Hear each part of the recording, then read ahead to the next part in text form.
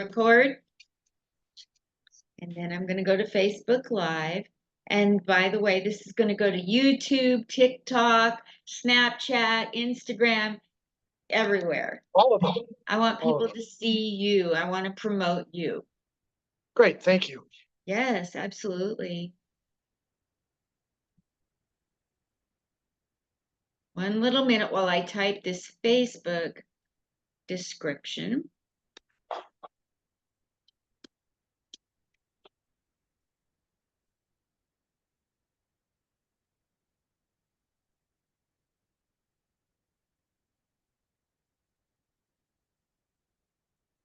Okay. I have to watch your Drybar. That's one of my short-term goals, to do a Drybar. Okay, great. 1 minute. Great. I will watch that.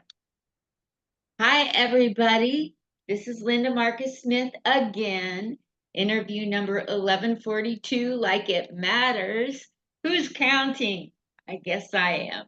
Well, I have a guest here of amazing things he's done, and we're going to get to know him, and I'm just going to cut through the nonsense right to the guest.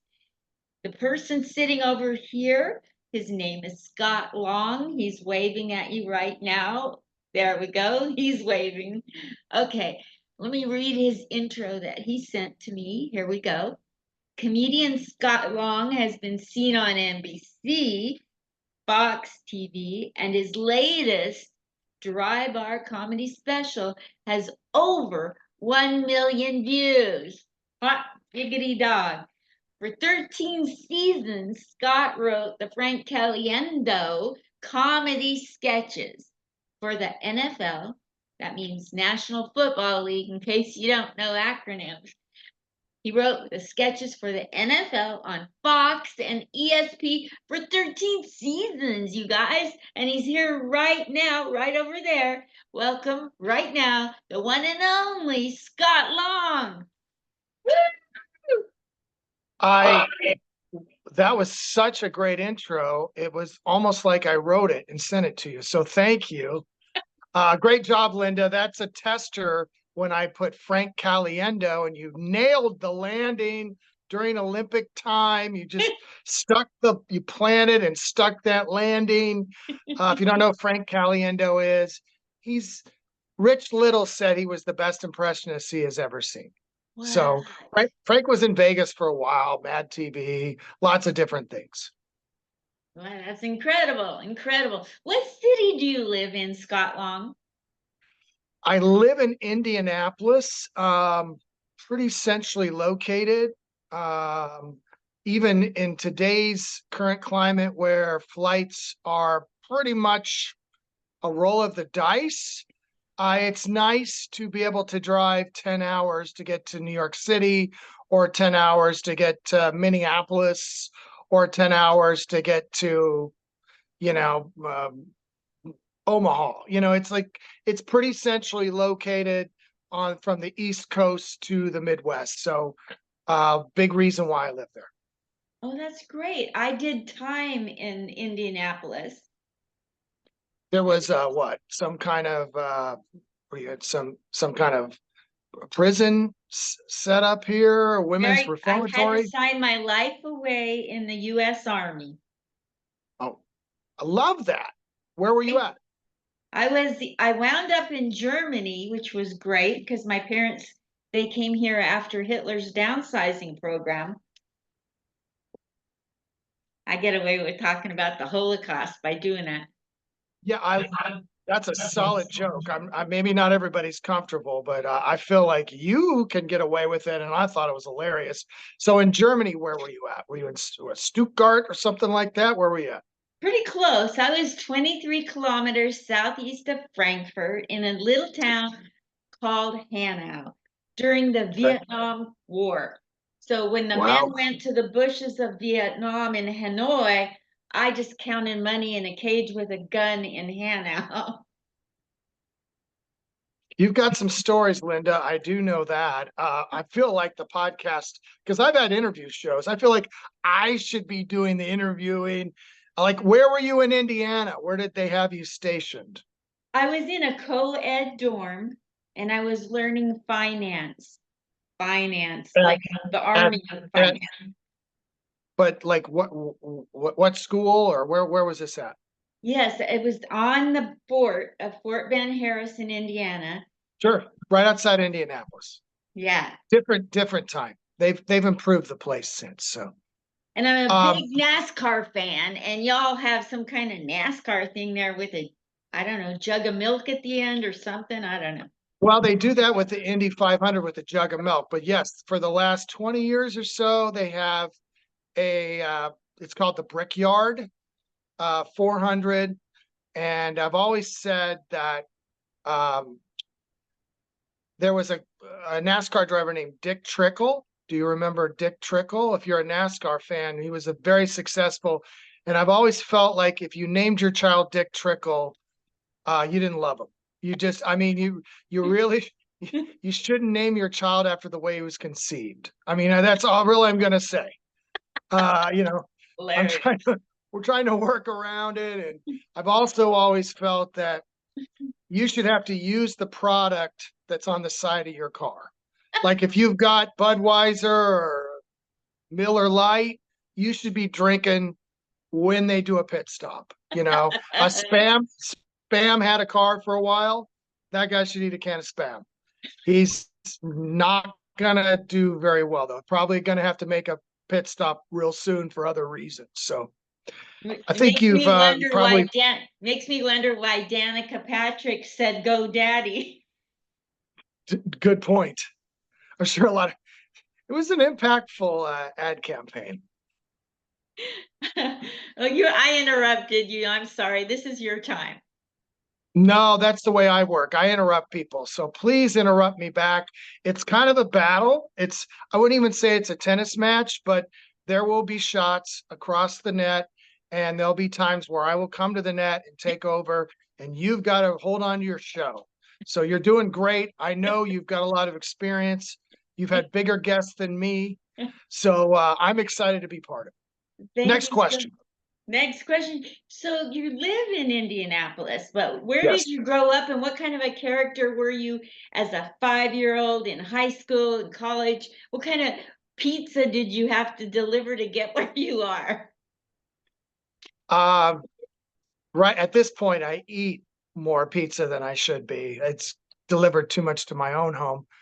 I grew up in a smaller town, 12,000 people, very blue collar industrial town in Iowa called Newton, Iowa, where all the Maytag washers and dryers and dishwashers were built. So it was a pretty, it was a good childhood place to grow up because they didn't have to go to college. They just right out of high school had a pretty good job with UAW and they had good benefits. So it sounds like I would be way too well adjusted to be a comedian, right? Well, do not worry. My dad was bipolar, very, as I said, in the 70s. That just meant, hey, that fella's kind of moody. They really didn't know how to handle it, or hey, you need to take care of. And he was very abusive to the point where it was kind of like a laboratory to become a comedian.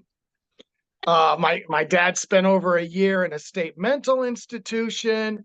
I mean, as I've always said, comedy is not for the really good looking or the really happy. If I see a really good looking person, I've got a couple friends, a couple female comedians who are beautiful, horrible childhoods. I'm like, you're part of the club. Thank you for being here. Otherwise, we would have to kick you out. Yes. So I don't know if you get a lot of well-adjusted comedians on here, Linda, but I would question if they're very funny if they are. Absolutely. I like it when they go. I just had Jeffrey Gurian on here, and that guy, he comes up with, how do you say it? It puts two things together that don't belong together. And that's such a great explosive way of getting laughter, I think. Yes, very much. The juxtaposition of comedy often is so impactful, because if everything was a Reese's peanut butter cup where they both totally belong together, that's not funny. That's just delicious. Comedy's not about being delicious. I should sell a t-shirt that says that, Linda. But no, so I grew up in this very dysfunctional place. My teen parents, just a disaster. Uh, it was a good day. I mean, I'm a big believer in that kids need two parents, but there are situations where one good one and one train wreck is better to just be one good one. So that's kind of what happened the last few years of my junior high and high school. And I was like the poorest kid in my school, but I was in the cornstalk ghetto of Iowa. It wasn't like I was, it was that dangerous or anything like that. But it did kind of create this bizarro person that, I kind of looked more normal, but mentally, still I learned to punch first with my words because of my dad versus being punched. So I was super defensive and, you know, great with hecklers, great, not so good socially sometimes because I was just too, you know, that way. I wouldn't say I was Bobby Slayton, pit bull of comedy, but kind of that world. And if you see in the background, that's my daughter, Maddie, and she's on the autism spectrum, and she's 21 on August 5th, the day we are recording this. And Happy birthday, Maddie. yes. And so she really changed who I was. And I mean, I was a successful comedian at that point, headlining the improvs and the funny bones and writing for TV. But my show was very kind of R-rated and like, you know, I liked it. People liked it. I have a really good fan base. But then all these stories started happening with her. I didn't even plan this, but I realized she has her basketball photos on the wall behind us. So that changed who I was. I learned things like empathy and patience, which I did not grow up with at all. And about a decade ago, after about 22 years of the other kind of comedy, I started telling more stories. Everything that pretty much I say in my show is totally accurate. The truth became funnier than even the creative things that I was doing before. So I don't know. It's been kind of my dad's bipolar. I'm not, but my comedy career has kind of been bipolar, where I was in one place. And like I have this Drybar special, which if people don't know is fair, 100% clean. It's shot in Provo, Utah. So there's a reason why it's called Drybar. And I couldn't have done that for the first 20 years of my career. It took Maddie and some other elements in my life to get me to that direction. That pulled me kind of out of the clubs. Now I do mostly corporate fundraisers. I still occasionally do a club, but it's about reinvention. You reach a certain age, and most of my fellow comedians that started when I did are not there anymore. And Really? people, yeah, they're gone. They couldn't evolve. When you're in your 50s and you're talking about going out and partying still, or picking up the ladies or the dudes or whatever, it doesn't seem that authentic. And like it or not, comedy used to be take my wife, please, joke, joke, joke, joke, joke, joke. I still write jokes. I still love jokes. I like the math of them, but people really want a sense of authenticity to your stories. If they feel like they're just totally made up for the joke, I feel like that doesn't work that well anymore. I feel like that kind of changed probably in the last 10 years. Is it reality shows? Is it because of YouTube? Is it because of podcast? Probably. But so everything kind of became super real. before it was, I just was trying to write the funniest stuff I could, and but be smart about it, but funny. Yes. I before I started comedy at age 63, I was hit by a drunk driver when I was 45, and it took me 16 years to recuperate. And so I would get on stage with notes this big, and I would read the notes, but I didn't know what I was reading. I couldn't remember what the notes meant. I was so bad off with my memory, and I was getting a lot of flack for bringing notes, even though I had a bona fide diagnosis. But comedy has healed the pathways to where now I can remember an entire set of 20 minutes. And That's then, beautiful. yeah. And somebody challenged me, just what you're saying. I was doing a comedy thing and it was okay. And I asked this headliner, well, what'd you think? And he said, have you ever thought of being authentic? And I cried for 2 weeks. And I had to look up what It's scary. authentic. Well, Yeah. it's scary too, because like when you tell me that story, it's heartbreaking, but it also makes me go, I want to know why your life changed. I want to know about that. And there's dark comedy that can come out of that versus like I used to always, when I would teach comedy classes, I would tell people, okay, I want you to write a story. Just write a story, maybe it's a page, maybe it's 2 pages of the worst moment that you're willing to share from your life. And they're like, well, that won't be funny.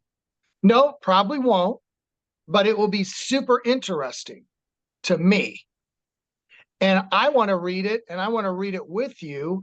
And I want you to be able to find something that maybe is funny that you can pull out of that, because like really, like if it grabs you, you're going as an audience member go, I'll give this person a little longer on this joke to get to the really funny if they can keep me interested.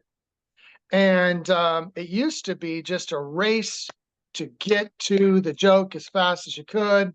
Like, some of my favorite comedians growing up, were joke tellers like Rodney Dangerfield, or, from Stephen Wright to Mitch Hedberg. And they're artists, and that will still work now, but very few people can do that. I mean, um, the Richard Pryors, they shared their trauma right there. And Bill Cosby shared his childhood stories. He wasn't sharing the truth, because that would have put him in prison even sooner. But it's just one of these circumstances where I would never have been willing to do that until life hit me in a different direction. So um, that's really interesting to me, though, that you started, like, you feel like your moment of starting was 63 years old. Seems a little young. Maybe you should have waited a couple more years. Yeah. I think there's a joke in there, like one Yeah, could get on stage and say, I started comedy, very young in life at age 63. right, And I thought I'd wait until I went through a few things so I right. had something to talk about. like, like Well, there's it probably just got done with your midlife crisis. You were waiting for that to hit. It hit a little later. Menopause just ended last week. I'm a late bloomer, and then boom, Linda brings out the 63. And if you want to bring your cards out, I would suggest have someone dressed up like a doctor who comes up on stage and says, excuse me a minute, I just want to say that Linda has been approved to have these cards from my diagnosis. I'll be holding them on the side of the stage. This is all part of her therapy. Um, People have no right to determine what you can do, what you can't, as long as it feels like it's creative, you know, and it's yours. yes. I've worked so hard to just be told that I'm funny instead of beautiful. It's so hard being this beautiful It's a challenge. or not Maybe just that's a funny. maybe that's another thing. I mean, you could have said, um, I've been gorgeous my whole life, and that's not funny. So I waited till I was just beautiful, like 63. Now I'm just beautiful. Sounds a little Trumpian though. I was magnificent. This is going to be the most magnificent face and hair, and I'm not political in my show. I just find if something's funny outside of politics, that's when I bring it in. Um, I'm real cognizant of, maybe because I never get outside my house unless I'm working. If people come to see me or whomever doing comedy, the last thing I probably want them to do is preach to me. Uh, but look, when I was 30, 35, 40, I was trying to be, Carlin or Jon Stewart or whomever you want to say. And what I learned was I was pretty good at it, but those guys are great. And either you better be great at that, or the audience is going to be like, yeah, you know what? That's why I left the house. I left the house so I wouldn't hear the news, I left the house so I wouldn't see my neighbor's Facebook, you know? I don't know. We're Uh, breaking down the world right here, Linda. Are you feeling it? yeah, this is great. So you've been on with the NFL channel and Fox channel. I'm a huge Yeah. NFL fan from way back in the 60s. I used to Who watch is your team? Linda, who is your Dallas team? Cowboys. Oh, America's team. Did you grow up in that area, or what's going on? No, I grew up in godforsaken Portland, Oregon. Yeah, they didn't have a team. There was No. no, it was far from the Seattle Seahawks even being there. I mean, yeah, so that makes some sense. Nah, I get it. Um, yeah, that was kind of an interesting thing because Frank Caliendo and I were very good friends. I had done some stuff for Fox Sports Radio, and the pregame show, which is the number one money making operation there is in TV, is the one with Terry Bradshaw and Howie Long and that crew, Michael Strahan now. Um, Jimmy Kimmel had done a comedy bit on that. Then he got his own talk show.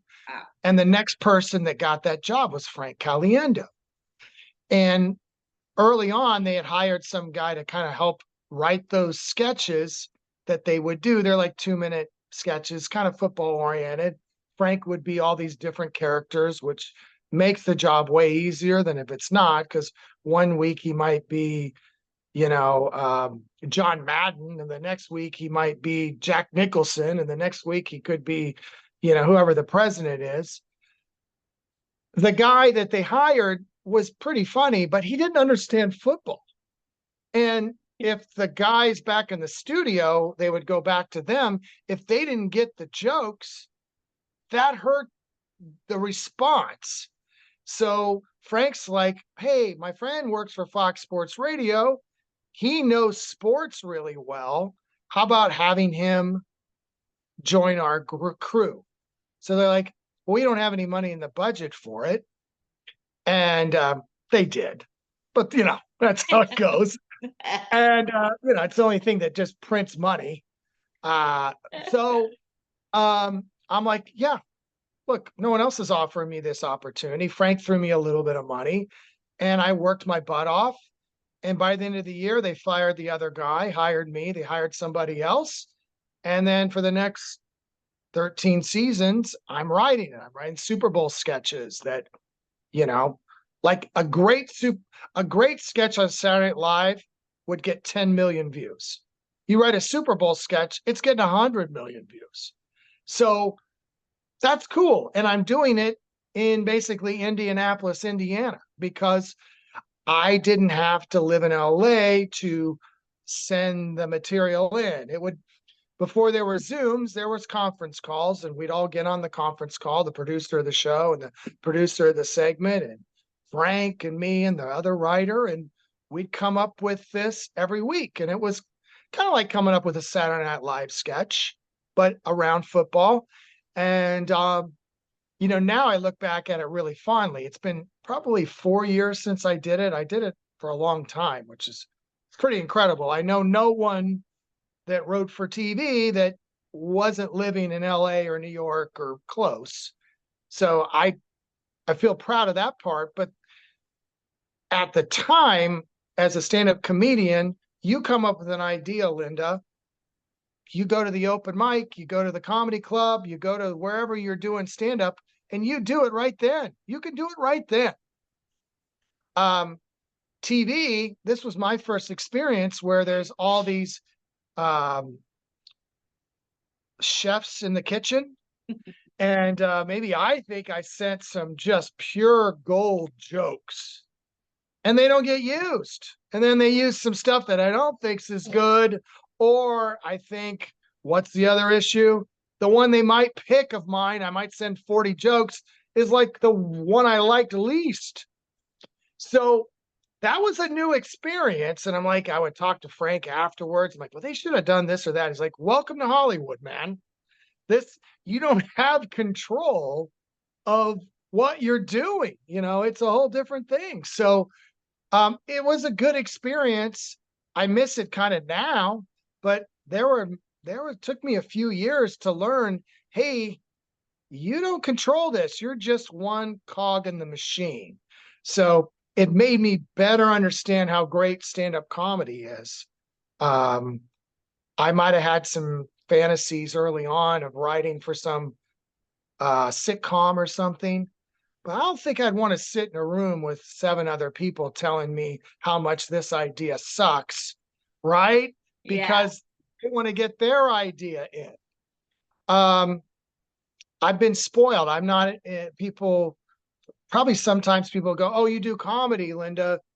And then they'll mention whose line is it anyway, or Mad TV, Saturday Night Live, or something. Like, is it like that?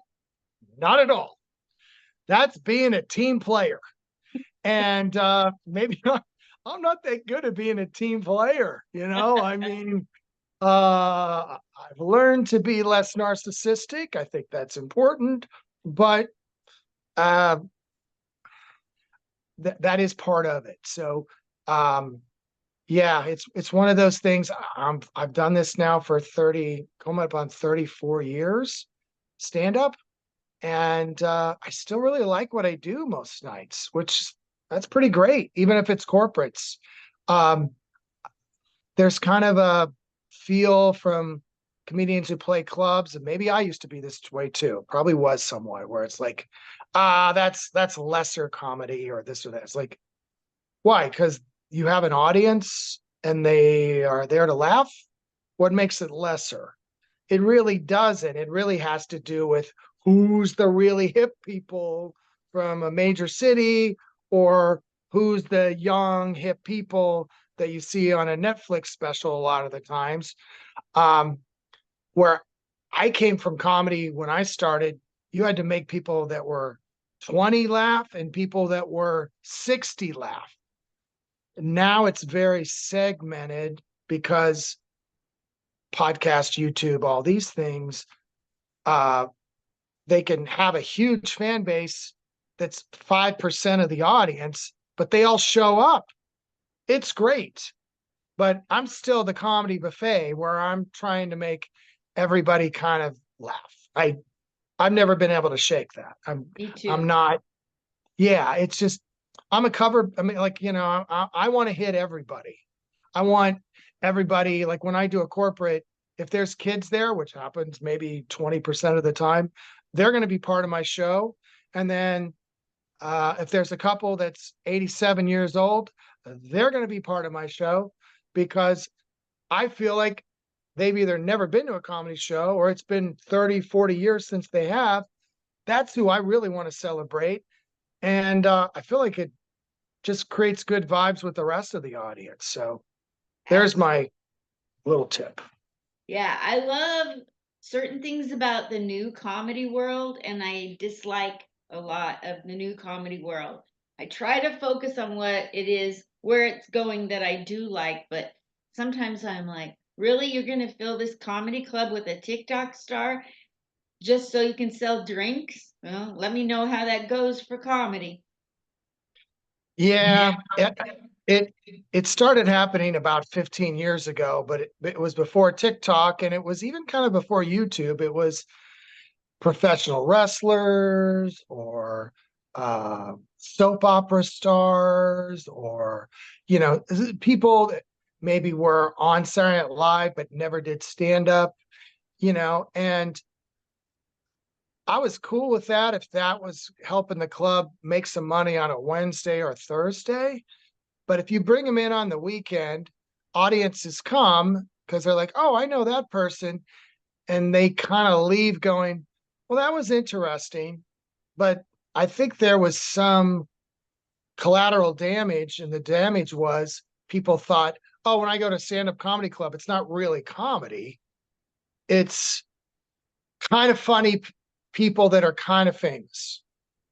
And I do think that's damaged comedy. But if I owned a club and I was struggling, heck, I'm going to call the local, the heartthrob from General Hospital who's got a week off, and have them show up and sign a bunch of autographs and get people there. If that's what you got to do, I guess you got to do. But I hear you on. I think it has damaged some of what stand-up comedy is. I do think podcasts have helped them, though. I think more than anything, because you can't fake a podcast, Linda. I mean, maybe you could fake it for a couple episodes, but you're going to learn about the person. Maybe you're going to like them. Maybe you're going to like them less. But I think you can't fake being funny on a podcast. If you do a few, you'll get exposed. Absolutely. I really dislike it when people who are doing podcasts have to slam other people by name. Right. Like, I have a long list. I was just about to do that. So glad you gave me the heads up. so I, No. so getting back to the Dallas Cowboys, which was the whole Yes. point of you being on this show, if you don't Oh, I mind. didn't know. I have a joke about him too, by the way. Oh, I want to hear this. Okay, so I have twins. What? Um, I'm a I twin. have, oh, you are. Well, that's the opposite. You're the enemy. Uh, Being a twin is way better than, are you identical twin, or what's your story? It's a boy, and my Facebook following is much bigger. So you're still competitive. It sounds exactly like mine. I have a boy, Sam. I have a girl, Mallory, and I call them actually the Dallas Cowboys because they're good individually, but they suck as a team. There you go, Linda. Right there. Dang. Probably there's probably technical difficulties. You'll probably cut me off right here, but that joke has worked for 16 years. Because they were born 16 years ago, and I wrote it then, and it still works. They don't see eye to eye on anything. I love them, but they are not connected. And maybe were you pretty? I mean, how were you guys good growing up? Oh my goodness sakes, we were troublemakers. We got Yeah. into my mother's sleeping pills and almost died. Oh my gosh. Yeah, we started fires. Let's see what, yeah, we were terrible kids. Hey, thank you again for making me feel better about my twins. I appreciate that. I might have to put a parental discretion on this for just my home so they don't hear about Linda and her crazy twin and get some ideas. He told So, he told me that his name is Fred. He lives in Portland. He told me that I look exactly like him when he's dressed in drag. he's a very beautiful man then. I mean, that's a congratulations for him. Probably a better looking woman than a man then, if that's the case. In today's world, and especially in Portland, that should be just his method. because he would be much more popular. He would be much more accepted. I hope he's watching. Please take this clip, send it to him if he's not. These are suggestions, but strong suggestions, Fred. You really ought to look into this. I told him, you better be nice to me because you were born 30 minutes after me, so you could be my afterbirth.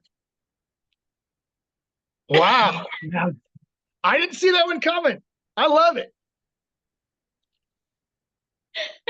I love that joke. I laugh at my own jokes. I'm sorry, but I do. No, please, please. If you didn't think they were funny, then why would you tell them? Thank you. Yes. In comedy, there's always this, I don't know what is, it's probably in all of life right now, but like you're not supposed to laugh at your own jokes. People say that, and then other people say do. Anything about comedy, everybody's split. I thought only Dennis Miller split a room, but nope.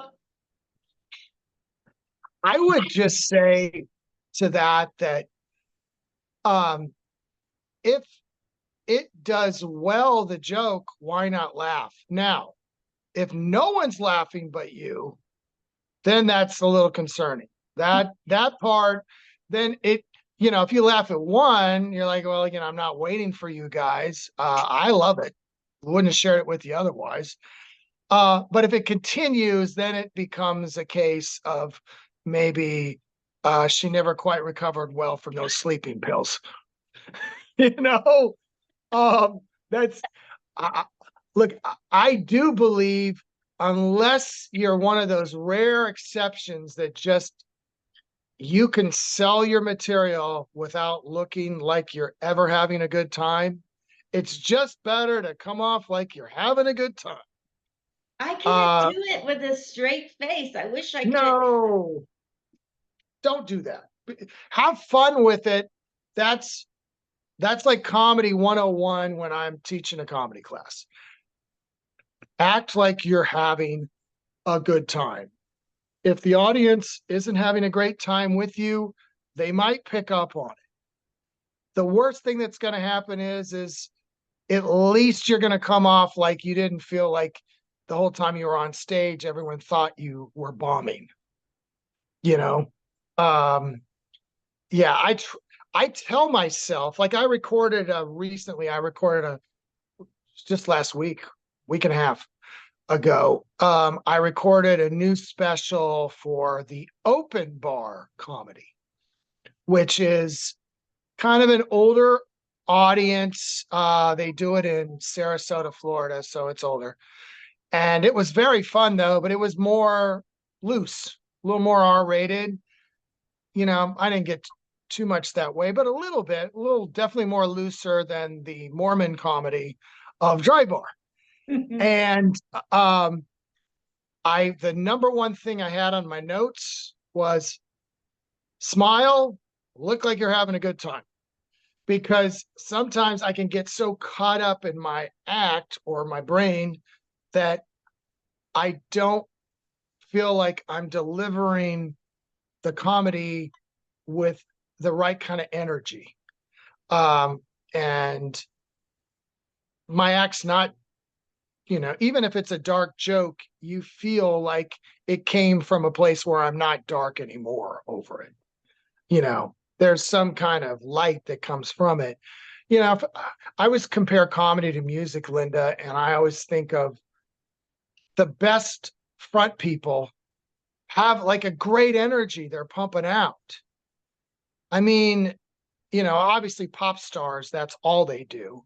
And that might not be so authentic, but even Ozzy Osbourne acted like he was having fun, as the darkness of the Black Sabbath was behind it. And there's an energy to that. And very few people can get away with not having that energy. Very few could be a Bob Newhart or somebody like that, Jack Benny, that's really dry. And you better write killer jokes and you better have killer timing. Otherwise, I could probably do it for about 10 minutes. I don't know how they do it otherwise. Somebody told me once, if you think you're good and you think your material is good, come out, sit down on a chair with a straight face and a monotone and tell your jokes, and you'll find out how good they are. I bombed I so love that. hard. That is, wow, I never thought about that. I'm going to remember that one. I bombed No, so hard. I would share that on my next podcast, but I'm retiring after this. This is my last podcast. I wanted to, I want to be right at the top with good energy, feeling great. Uh, I'm sure every person that started this podcast is still totally watching, Every having time the time of their life. if I interview anybody and then I see that they did something great afterwards in their career, I'll share it and say, see, this is what happens when you let me interview you. Exactly. Star maker. Ridiculous. Okay, well, you've been a delight. So tell all the millions of people that are watching my closed bar comedy, like I want to get Jiminy Glick on here. I want him to roast me so hard. But anyway, tell everybody, if you would, where we can help you when you're following your career. What can we do for you? You can go to Scott Comedy. That's my website, scottcomedy.com. If you go to Twitter, it's Scott Comedy. If you go on Google and put in Scott Long, comedian, a lot of other stuff pops up. But yeah, I mean, I'm really at a point where I mostly just do corporate events, which I feel like is mostly the same people, just at a different place. Maybe the sound's not quite as good, maybe the lighting's not as good, but I really have come to enjoy that because I'm a celebrity there. If I'm at the local improv or, I'm, let's say I was on the marquee at the MGM and I was the stand-up for that week, everybody would be like, who the hell's that? Next week, they have Kevin Hart. Look, when I show up to, a corporate event, it's a bunch of accountants. They're not like a last week. We had, Sinbad or we had Tommy Chong, I watched. So, I don't have to deal with that. And when I get done, everyone's like, oh, we loved you because we haven't had anybody selling us t-shirts every day of the week at our job, whereas I am. Absolutely. I do comedy for veterans since I was. Oh, love that. Thank you. And I went to get some free acetaminophen in the middle of the night one night because I'm cheap. And I had to go to the cafeteria to get coffee. It takes a while to get that acetaminophen. So I'm in there having my headache, and this veteran rolls in a man-powered wheelchair with a hole in his knee. And I said, what are they doing? What have they got you strung out here for? And he goes, I've been here 6 months waiting for a knee replacement, and they don't have the knee. I said, okay, well, I need stage time. Can I tell you my jokes? And he's let me. And his tears were streaming down. And afterwards, he said, that's the first time anybody has ever done comedy live for me since Vietnam when Bob Hope came. Wow. What an amazing story. Yeah, that was such a, I don't even know why I said that, but I do these crazy things to get stage time. I'm at the airport, there's a whole waiting room full of people. I'll go up to that person at the counter and say, I know how to tell jokes without pissing off all these people. Give me the microphone. And they do, they give you the microphone. Well, I keep being that person. And then they're not sitting there going next week. I guess that's why I told They're it. not. They're not. So I They're know what you not. mean. Well, sadly, there probably are people that are showing up the following week waiting for you to appear again. And I hope that guy got his knee by now. I hope he's gotten his knee by now.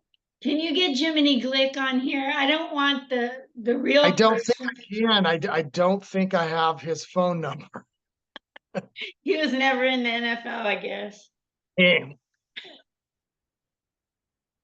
Look, I'm gonna send all the good vibes I can out into the universe to send Jiminy Glick here so he can sit and rip you to shreds so much that you think about quitting ever after that. And Again. you'll be like, I wish I never would have asked Scott to bring Jiminy Glick there. Good Thank you, luck with it. Scott Long. Thank you so much for coming Thank you. on. Great All to meet right. you. Nice to meet you. Stay in touch. Yeah. And I want I to be a will. part of your future success. I'm can't wait. Thank you. Bye. Bye.